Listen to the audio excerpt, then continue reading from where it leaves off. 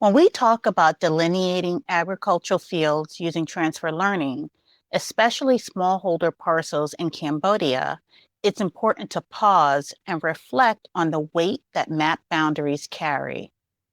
Maps can carry an aura of objectivity and authority, and AI-driven outputs can appear even more neutral or precise than they truly are.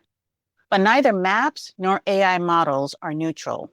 Both are built by people, shaped by power, and capable of reinforcing inequities or histories of dispossession.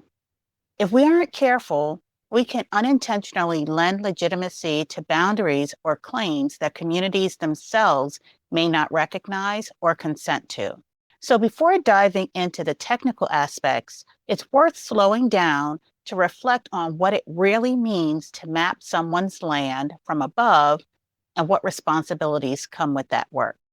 Imagine a model trained on parcel boundaries from Africa or another part of Southeast Asia. You feed in new imagery from Cambodia, and within minutes, clean, crisp polygons appear. To a machine, these are shapes, but to people, those shapes represent inheritance, identity, seasonal labor, customary law, and community history. So, what happens when AI-drawn field boundaries don't match what farmers recognize as their own? Or when boundaries reflect ownership assumptions that benefit outside actors like agribusiness, government agencies, or investors more than the people whose livelihoods depend on the land. The truth is, GeoAI output looks authoritative, high confidence, sharp lines, lovely colors, but a wrong boundary can have very real consequences. It can decide who receives agricultural support, whose customary rights get recognized, or who becomes vulnerable to displacement or surveillance. And because smallholders often have limited visibility or control over how their land is digitized, these models can quietly amplify power imbalances. This leads to the first ethical question. How do we ensure our tools and products don't misrepresent the very people they're meant to serve? Transfer learning is powerful, but it's not neutral. It repurposes patterns learned in one place and applies them to another. This raises additional questions. Was the original training data representative of smallholder agriculture in Cambodia? Were field shapes similar? Was cropping intensity comparable?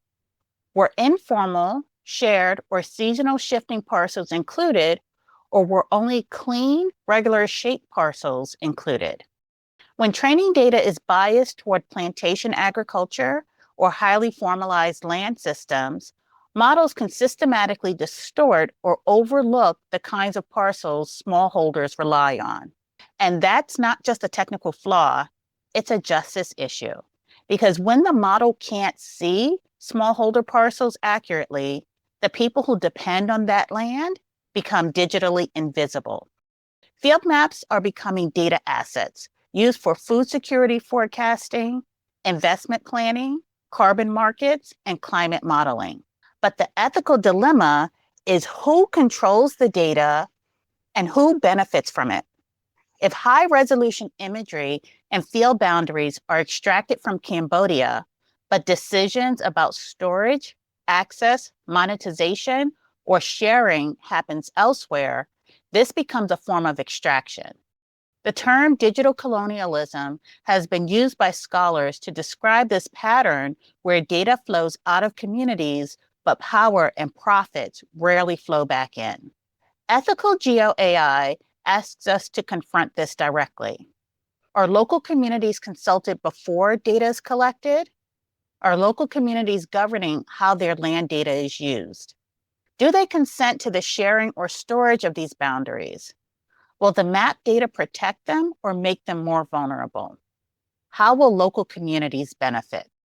When communities lack control, even well-intentioned mapping can legitimize contested boundaries, facilitate land grabs, reinforce structural inequities, and cause harm.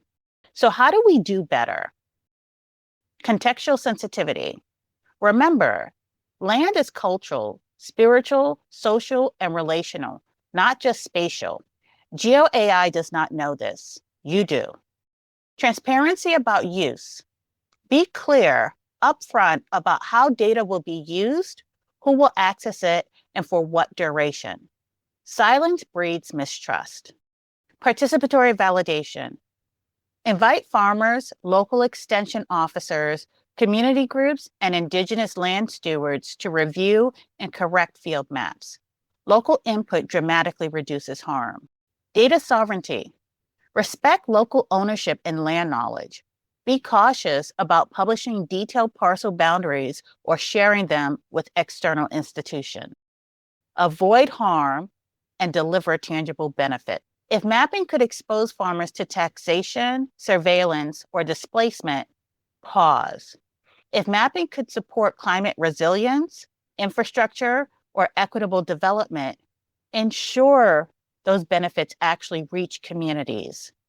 When done ethically, field delineation can be transformative by strengthening community land documentation, by supporting food security and climate planning, by empowering smallholders with better records, and helping governments understand smallholder systems without expensive ground surveys. But these outcomes only happen when we pair technical excellence with ethical awareness, community engagement, and justice-centered design. So as you move through this module, carry these questions with you. Who benefits from this map? What are the risks? Whose voice is missing? As GIS and remote sensing professionals, your job isn't just digitizing boundaries, it's making sure the boundaries we draw do not reproduce harm.